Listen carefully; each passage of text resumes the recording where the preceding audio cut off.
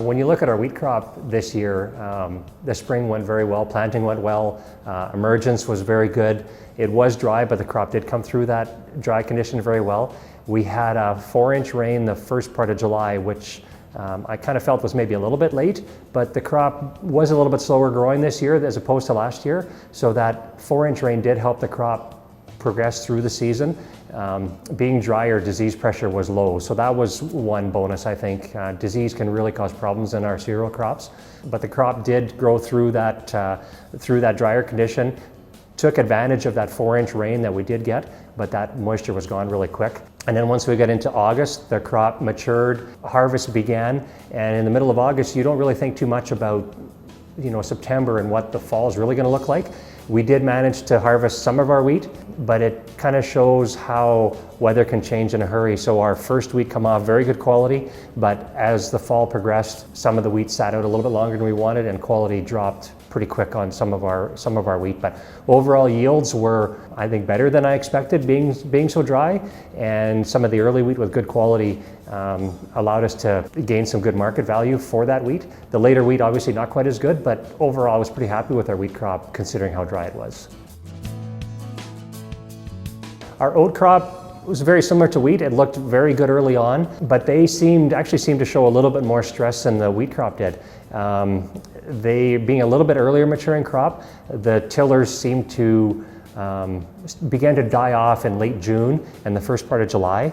And then that rain we got in the first part of July, I think those tillers started to regrow. So we actually had 2 crops coming in when it was ready for harvest. So we had the main stems that were mature and the tillers were really green and delayed. So it was a challenge in this whole area of how to manage an oat crop with basically 2 stages. The oat crop was probably, maybe average, a little bit less than average, and it did sit through a rain, so quality wasn't great, but overall it probably was a little bit less than average of what I was hoping, but considering the year, I guess it wasn't too bad. So we did manage to get the oat crop off. We had 4 different varieties on farm this year. I think the 4 varieties we're looking at are newer varieties, either varieties that are looking at being on the preferred list for our mills, but we just want to look at new varieties, and we also had 1 variety that's been around for maybe 4 years, but just want to compare them side by side. We do have a very big oat program on the farm, which is really interesting. There's very few companies that are doing that much work on oats, and it's an interesting crop to grow, just with the yield capabilities of oats, and so I guess some of the unique management with oats, with fungicides and fertility, and just how to manage harvest. So I think we're learning a lot with oats. Corn's an interesting crop. I would say I'm getting better at growing corn, but I'm still not really good at it. The last 2 years have been a little drier, and corn does require a lot of water and a lot of consistent rainfalls. It's not a deep-rooted crop, so it needs rain quite regularly, and we just didn't get that again this year. We seem to miss the rain. So we're still learning with corn, with our precision planter, on how to be better at planting corn, how to manage weeds in corn, and then just populations in corn is something unique as well. But with the shortage of rainfall, our yields were down a little bit, but we're still looking at different varieties and fertility, and harvest did come off a little bit later, but with a later harvest, and I guess the corn being maybe delayed a little bit of maturity, the moisture was really high, so we had to wait to take our corn off before it could get to a custom dryer. Otherwise, we were worried about it storing in the bin for any sort of length of time. So we did manage to get our corn off in mid-November, but it's still part of our program to look at corn, and it's just a whole different crop to manage and learn with. So I think we're getting better at it. Our soybeans this year, once again, planting went very well, but soybeans do require, like corn, they're shallow rooted, need not a lot of rain, but consistent rainfall. And once again, the soybeans didn't receive that consistent rainfall. Being drier into August and then into early September, you kind of get used to what to expect with soybean yields. And we were thinking that a 30 bushel soybean crop was going to be what we were going to expect. But surprisingly, we averaged 34 across the farm, so a little bit better than I was expecting, but still overall lower than what we want on soybeans. I think the yield potential in soybeans can be well over 50 into the 60s, but that's all dependent on rainfall, which we missed again this year.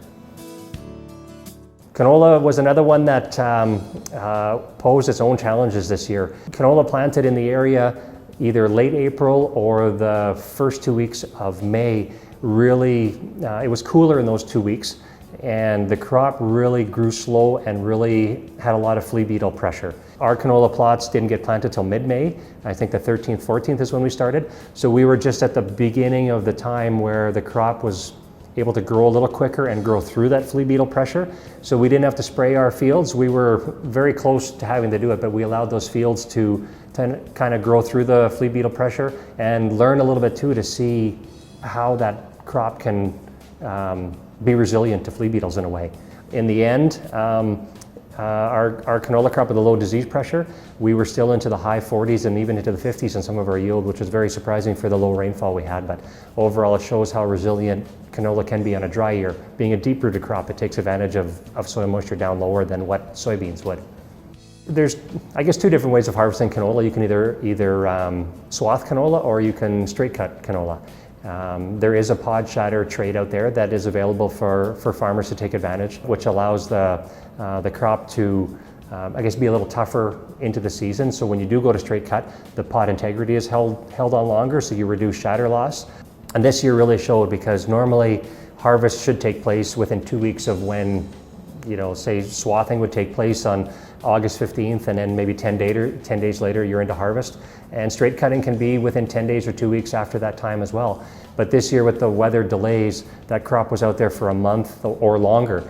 And those pod shatter varieties really seem to show their value by that integrity holding in place. Shatter loss was reduced to almost nothing, where some of the other varieties that didn't have that trait, you could see they just couldn't hold on through that tough weather, and that really did show this year, where some years you don't see that difference. If you can get out and harvest within 2 weeks, you might not see a difference. But this year the pod shatter trait really did show its advantage over a non-pod shatter. But this is one of those years where everything was difficult and nothing really seemed to work well, but there is opportunities or options, I guess, for farmers with the pod shatter trait definitely to carry you through a little bit longer.